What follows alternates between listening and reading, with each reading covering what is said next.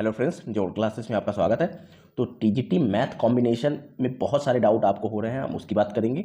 और 50% इन आल सब्जेक्ट का क्राइटेरिया क्या है, उसका क्या कन्फ्यूजन है, उसके बारे में हम इस वीडियो में बात करने वाले हैं। आपके बहुत सारे सवाल आए हैं, उनके बारे में भी हम इस वीडियो में बारी बारी से बात करेंगे। हमने इससे पहले एक वीडियो बनाया था जिसमें आपके बहुत सारे सवाल आए थे। तो उस वीडियो में हमने एक मार्कशीट का एग्जाम्पल लेके आपको समझाया था कि 50% क्राइटेरिया कैसे होता है। वो वीडियो आपने अभी तक नहीं देखा है तो वीडियो के डिस्क्रिप्शन में लिंक मिलेगा, वहाँ से जाकर आप लोग इसे देख सकते हैं। उसके बाद अगर देख लीजिएगा तब इसमें आइए, तो ये सारी चीज़ें जो हम इस वीडियो में बताएंगे वो ज़्यादा बेहतर तरीके से समझ में आएगी। ठीक है, तो देखिए ये हमारे इसका फॉर्म जो है बहुत कॉम्प्लिकेटेड एक वजह से हो गया, जहाँ पे डाल दिया है 50% इन आल सब्जेक्ट। इसकी वजह से सबकी राय अलग अलग है। तो इस वीडियो में हम आपको डिटेल से सारी कन्फ्यूजन दूर करने वाले हैं। बहुत सारे कैंडिडेट ऐसे हैं जो उस सिचुएशन में फंस गए हैं, तो वो मतलब हमारा जब हम किसी सिचुएशन में फंस जाते हैं तो उससे निकलने का मन करता है और कोई ना कोई रास्ता ढूंढते हैं। तो कई प्रकार की वीडियो देखते हैं और कंफ्यूज हो जाते हैं, क्योंकि हमें क्या होता है कि किसी ने बता दिया कि आप एलिजिबल नहीं है, तो हमें एलिजिबल होना है तो हम दूसरे तरीके के वीडियो देख करके जो बता दे इस तरीके से एलिजिबल है तो वहाँ पे जाने की कोशिश करते हैं और कंपेयर करते हैं कि वहाँ तो ये कह रहे हैं, वहाँ उन सब चीज़ों को छोड़ करके आप एकदम फुल्ली अपना थोड़ी देर के लिए अपना दिमाग यहाँ पे फोकस कीजिए और सिर्फ सुनिए और समझिए कि क्राइटेरिया कैसे हम निकालेंगे। ठीक है, तो सबसे पहले हम आपको ये दिखाते हैं टीजीटी के लिए, हम इस पे बात करेंगे टीजीटी के लिए, और जो उसके लिए एसेंशियल क्वालिफिकेशन है उसके बारे में बात करेंगे। एज वगैरह की और रिलैक्सेशन की वगैरह की बात नहीं करते हैं, जितनी मेन टॉपिक है इसमें हम उसकी बात करेंगे।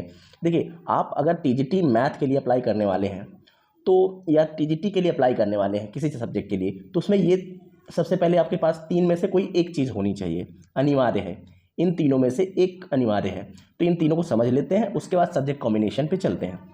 सबसे पहले यहाँ पे बताया गया आपके पास 4 ईयर का integrated graduation degree course from NCTE recognised institute with at least 50% marks in all subject individually as well as aggregate. आपके पास 4 ईयर का कोई ग्रेजुएशन है कहीं, ठीक है, उसमें 50% मार्क्स आपके एग्रीगेट भी हो रहे हैं और ऑल सब्जेक्ट में भी हो रहे हैं। तो ये है, ये तो ज़्यादा लोगों के पास है नहीं, मेन सब लोगों के पास ये है। तो इसके बारे में सबसे पहले हम बात करते हैं। ठीक है, देखिए एक सेकेंड, देखिए ये अब आप यहाँ पे देखेंगे, यहाँ पे सबसे पहले सबके पास क्या है, बैचलर डिग्री है।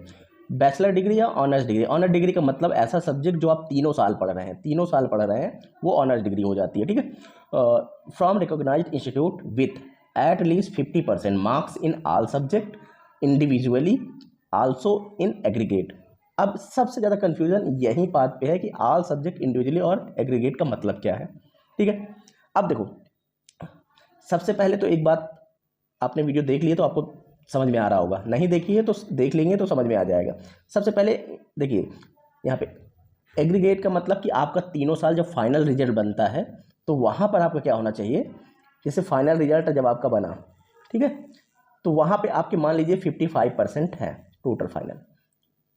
उसके बाद उसमें जितने भी सब्जेक्ट हैं आपके, कोई भी जितने भी सब्जेक्ट आपने पढ़े हैं ग्रेजुएशन लेवल पे, सब में पर्टिकुलर सब्जेक्ट में इंडिविजुअली 50% प्लस होना चाहिए। कितना, 50% प्लस होना चाहिए। अब मान लीजिए आपने कोई सब्जेक्ट को 3 साल पढ़ लिया, तो तीनों साल के सब्जेक्ट को, तीनों मान लीजिए आपने मैथ पढ़ी, ठीक है, तीनों साल पढ़ी, first year, second year, third year, तीनों साल मैथ पढ़ी, और तीनों साल का आपका एवरेज जो मार्क्स है वो 50% से ज़्यादा है। किसी साल में ये समझ लीजिए 50% से कम रहा हो और किसी साल 50% से ज़्यादा रहा हो, पर ओवरऑल टोटल अगर 50% से ज़्यादा है तो ये वैलिड है। दूसरा सब्जेक्ट मान लीजिए आपने पढ़ लिया कोई भी और अदर सब्जेक्ट, साइंस मतलब फिजिक्स पढ़ ली, केमिस्ट्री पढ़ ली, इकोनॉमिक्स पढ़ ली, इलेक्ट्रॉनिक्स पढ़ ली, या कुछ भी पढ़ ली, उसमें भी आपका पर्टिकुलर सब्जेक्ट में 50 होना चाहिए। ठीक है, 50% होना चाहिए। इसको हम आगे अभी आपको डिटेल में और समझाते हैं। ठीक है, सबसे पहले चलते हैं आगे। अब यहाँ पे अब एक और चीज़ रह गई अभी, उसके बाद तीसरा जो इसमें आपको था पोस्ट ग्रेजुएशन। आपके पास मान लीजिए बैचलर डिग्री है, पर आपने सोचा कि यहाँ पे आपके जो मार्क्स है वो 50% से कम हो रहे हैं, तो उसका एक जो साइडवे रास्ता निकल जाता है, बाईपास में आपको मिल जाएगा पोस्ट ग्रेजुएशन का।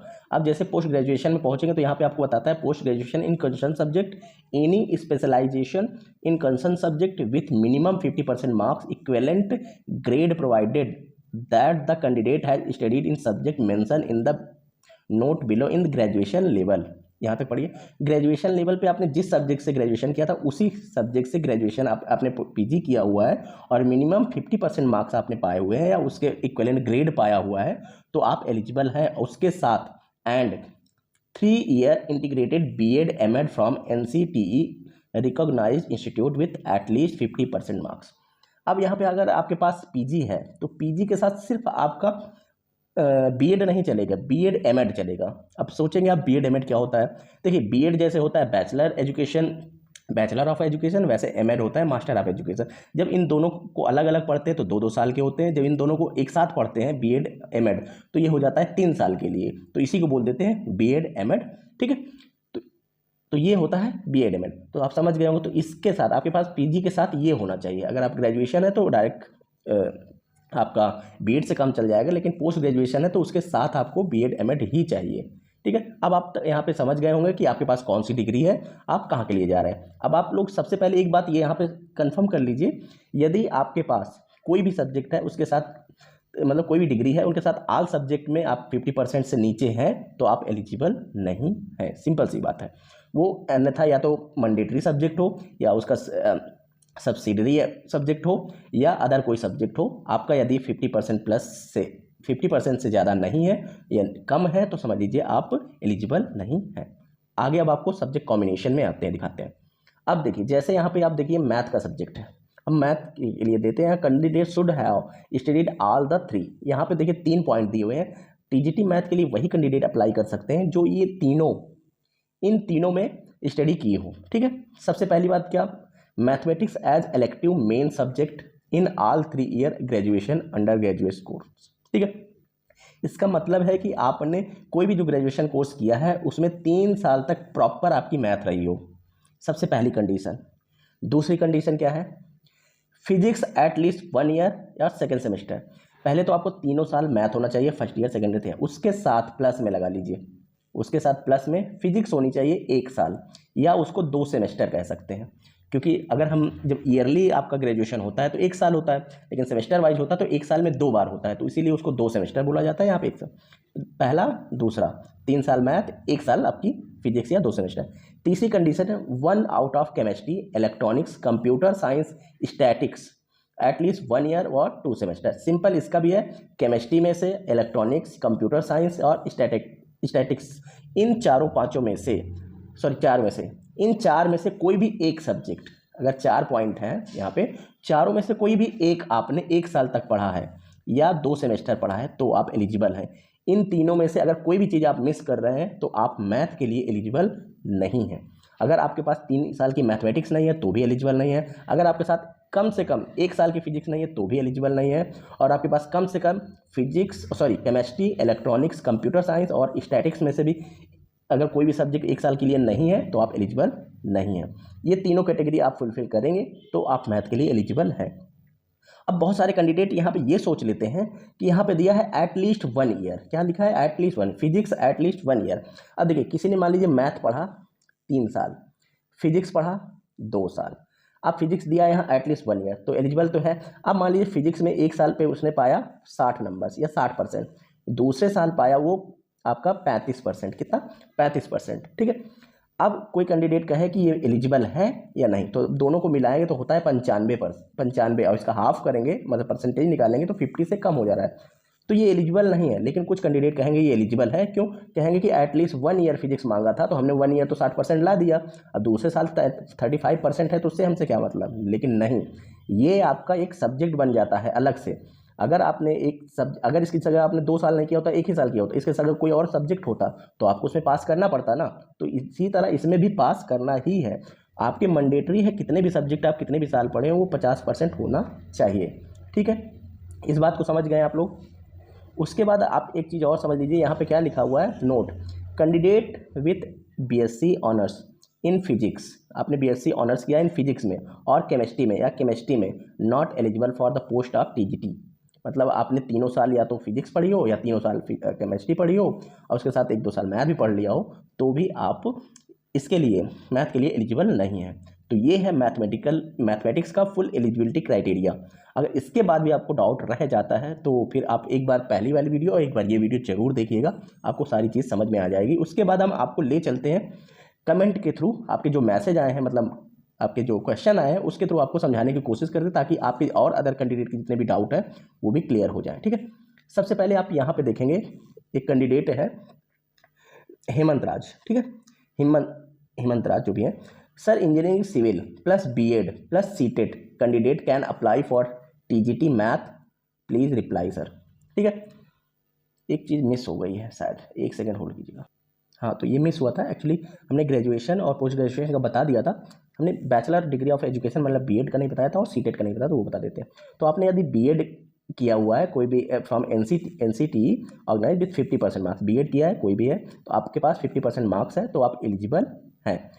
या उसके बाद या 3 year integrated B Ed M Ed from NCT recognised institution, ठीक है, विथ 50% मार्क्स, तो भी आप एलिजिबल हैं। तो यहाँ पे वही वाला आ गया, बीएड एमएड मतलब जो पीजी किए हैं उनके पास ये होना चाहिए, और जिन्होंने बीएड किया हुआ है और ग्रेजुएशन किया है उनके पास बीएड होना चाहिए। ठीक है, तो ये कर सकते हैं। उसके बाद आप सीटेट की बात करेंगे तो सीटेट को पेपर 2 आपके पास क्वालिफाइड होना चाहिए और जो सर्टिफिकेट है वो before cut off date issue होना चाहिए। ये 3 चीज़ें आप फिल करते हैं तो आप टीजीटी मैथ के लिए अप्लाई कर सकते हैं, मतलब ग्रेजुएशन में जितनी डिटेल बताई, बैचलर ऑफ एजुकेशन के लिए और सीटेट के लिए। आप चलते हैं क्वेश्चन पे। ठीक है, तो इन्होंने कहा मैं अप्लाई कर सकता हूँ, बीए इनका सिविल से इंजीनियरिंग है, बीएड है और सीटेट है, तो क्या ये अप्लाई कर सकते हैं मैथ के लिए। तो मैथ में जो भी इंजीनियरिंग में जो भी मैथ होती है वो 3 साल नहीं होती है। 3 साल मतलब क्या है कि 6 सेमेस्टर नहीं होती है, तो यही हमने बताया इनको कि इंजीनियरिंग मैथमेटिक्स डिग्री नहीं होती डियर। तो इन्होंने कहा कि समबडी सेज एलिजिबल, यू से नहीं, प्लीज़ गिव एक्यूरेट इन्फॉर्मेशन। फिर हमने इनको ये बताया वही सारी चीज़ें कि मेन सब्जेक्ट में all 3 subject, graduation under graduation आपके 3 सब्जेक्ट होने चाहिए। पहले हमसे इनसे पूछा भी कि आपके कितने सब्जेक्ट है, इन्होंने बताया 1 ईयर, इनके पास मैथमेटिक्स जो है 1 ईयर है और other numerical also are math sir. तो इनके पास जो भी मैकेनिक्स किया और जो भी किया वो इनको मैथ्स में गिन रहे हैं। वो मैथ्स के टाइप होते हैं, मैथ्स जैसा होता है पर मैथ्स नहीं होता है, और आपका जो भी मैथ्स है वो 3 साल नहीं है तो आप पहले ही एलिजिबल नहीं है। ठीक है, तो ये हम आप इनको बता चुके हैं। तो आप भी समझ गए होंगे, आपके पास अगर कोई भी टेक्निकल डिग्री है तो उसमें मैथ अगर आपका 3 साल नहीं है तो आप उसके लिए एलिजिबल, टीजीटी मैथ के लिए एलिजिबल नहीं है। ठीक है, दूसरा क्वेश्चन पे चलते हैं। दूसरा क्वेश्चन है, सर मेरे ओवरऑल 60% है मैथ में, फिजिक्स में भी 50% है, बट केमिस्ट्री में 50% से थोड़े कम है, तो क्या मैं सर फॉर्म फिल कर सकती हूँ। तो देखिए, ऐसे कैंडिडेट तो अब तो समझ गए होंगे कि आपके पास 50% से अगर कोई भी सब्जेक्ट में कम है तो आप फॉर्म फिलअप नहीं कर सकते। आप कोई कहे कि आपके पास जो मैंडेटरी सब्जेक्ट है मैथ और फिजिक्स, आप वो दोनों फुलफिल कर रहे हैं, और इसमें तो केमिस्ट्री भी चाहिए, अगर एक थर्ड ऑप्शन केमिस्ट्री भी चाहिए, और आपके पास 3 में से एक भी अगर जो भी सब्जेक्ट है 50% से कम है तो आप एलिजिबल नहीं हैं। ठीक है, उसके बाद एक ये सर है, देखिए इनसे बात, देखिए क्या होता है, इनका क्या मैसेज है। सर टीजीटी मैथ के लिए मैथ 3 साल होना जरूरी है with 50% marks, but physics and chemistry तो 1 साल ही चाहिए, लेकिन किसी कैंडिडेट ने मान लो 3 साल फिजिक्स भी पढ़ ली हो फिर, और उसका फर्स्ट ईयर में 50% से ज़्यादा है and second year and third year 50% से कम है, तो वो सर इनके क्राइटेरिया को फुलफिल कर रहा है, क्योंकि उसमें एटलीस्ट 1 ईयर पास किया है 50%। अब देखिए ये वही वाली बात हो गई, इन्होंने एट लीस्ट पढ़ लिया कहीं पे, क्या एट लीस्ट पढ़ लिया, तो एट लीस्ट इन्हें पढ़ तो लिया, पर इन्होंने ये नहीं समझा कि एट लीस्ट किस चीज़ के लिए दिया गया। 50% मार्क्स के लिए एट लीस्ट नहीं दिया गया था, एट लीस्ट दिया गया था सब्जेक्ट पढ़ने के लिए, कि कम से कम आपने फिजिक्स पढ़ी हो 1 साल, कम से कम केमिस्ट्री या अलग अदर इलेक्ट्रॉनिक्स या कंप्यूटर 1 साल कम से कम पढ़ी हो, उसके लिए एट लीस्ट लगा था। आप एट लीस्ट वहाँ लगा होता जहाँ पे लिखा था all subject 50% marks in all subject individually, अगर वहाँ होता एटलीस्ट 1 सब्जेक्ट इंडिविजुअली 50% से ज़्यादा हो तो आप मान सकते थे। एटलीस्ट कहीं भी लगा होने से मतलब नहीं होता है, एटलीस्ट ज़रूरत कहाँ पे है उसकी, उससे होता है। ठीक है, इस पर आप लोगों ने रिप्लाई भी किया है, उस दिखा देते हैं हम आपको। जैसे इन्होंने रिप्लाई किया, नहीं मार्क्स आपके जितने साल हैं उतने साल सारे साल एवरेज होता है, ऐसे ही होता है, 1 ईयर चाहिए जिसमें 50% से ज़्यादा है तो कम हो जाएगा, पर इन्होंने कुछ अलग ही अपना रिस्पॉन्स दिया है, तो वो इनकी बात है। अगर आपको देखिए नहीं समझ में आ रहा है तो आप अपना देख सकते हैं, बाकी हमें जो पता है, हम जो समझाने की कोशिश कर रहे हैं वो आप समझिए। ठीक है, आगे है, सर मेरा ग्रेजुएशन में परसेंटेज कम है लेकिन पीजी में 62% और सीटेट पेपर 2 है, पीजी के हिसाब से टीजीटी पोस्ट के लिए भर सकती हूँ या नहीं। भर सकती हैं, वही बीएड और एमएड वाला आ जाता है। अगर आप ट्राई कीजिएगा, देखिए जो भी पीजी वाले हैं वो ट्राई कीजिएगा, अगर बीएड के ऑप्शन से हो जा रहा है तो आप बिल्कुल फिलअप कीजिएगा, ठीक है। उसके बाद है सर मैंने बीएससी किया है, सेमेस्टर सिस्टम है, फर्स्ट ईयर में फर्स्ट सेमेस्टर, सेकेंड सेमेस्टर 2 में, फर्स्ट ईयर सेमेस्टर 1 में, और 3 सब्जेक्ट हैं। देखिए फर्स्ट ईयर सेमेस्टर 1 में 3 सब्जेक्ट है, केमिस्ट्री 1, केमिस्ट्री 2, केमिस्ट्री प्रैक्टिकल है। केमिस्ट्री 1 में 4800 में से, केमिस्ट्री 2 में 4700 में से, और केमिस्ट्री प्रैक्टिकल में 80-100 में से। तो क्या मैं केमिस्ट्री सब्जेक्ट के लिए 50% में गिने जाएंगे? देखिए आपका ये केमिस्ट्री 1, केमिस्ट्री 2 और केमिस्ट्री प्रैक्टिकल ये अलग अलग हो गए।